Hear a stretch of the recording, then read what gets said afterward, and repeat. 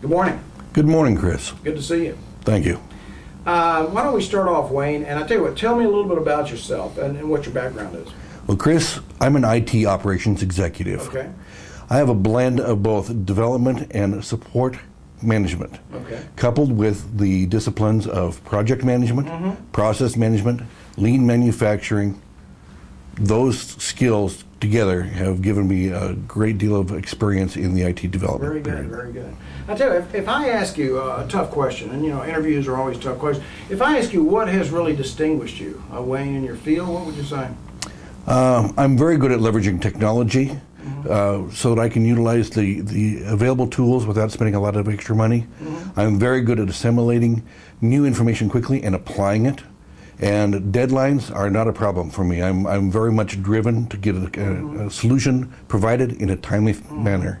Well, you know, I've known you for a couple of months now. I guess it's been a couple of months, hasn't it, that we've known each other? Yes. And I don't think you've ever missed a deadline or an assignment or anything when I've known you, so I would have to agree with that.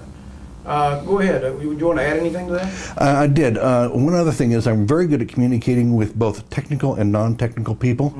Consequently, what I can do is I am able to take information that is business rules related and communicate that with the technical staff, and in turn take the potential solutions, the proposals, and present that to the business management. Isn't that always the challenge? That is usually the challenge. Technical people that come up with the right solutions to the wrong problems or the wrong solutions to the right, you get it right. Exactly. In fact, I've even got a story that talks about that a little bit. Okay.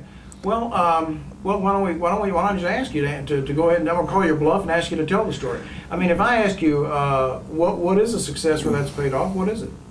I used to work for a large company, and they relied on high availability of software and hardware, and I was part of the IT department. And we were really proud of our statistics. We said we had 99.9% uptime. Problem is, the user base did not agree with that. Right. And so I was basically tasked with finding out what the discrepancy was, what the gap was. So I spent about 2 months meeting with various divisions at various levels, understanding what their real concerns were, why they weren't feeling the same way. And I ended up putting together the information into a Pareto chart, took it back to my senior management. And we discussed those things and decided to work on the 10 top hitters. Okay.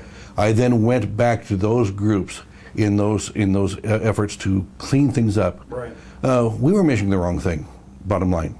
Oh, okay. And so instead of doing what we always did, we changed how we did things. We ended up living with the customer instead of in our own little ivory tower. Right, right. We ended up working on their schedule when they needed things versus on when we felt it was available. That made a huge difference. We went from a 35 to 40% satisfaction rating to a 90%. Fantastic, fantastic.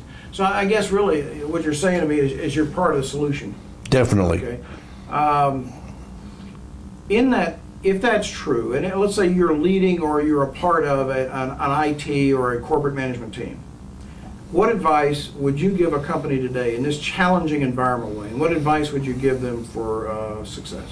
Well, especially in today's economy, I'd say leverage what you can with your existing technology. Don't spend money where you don't have to.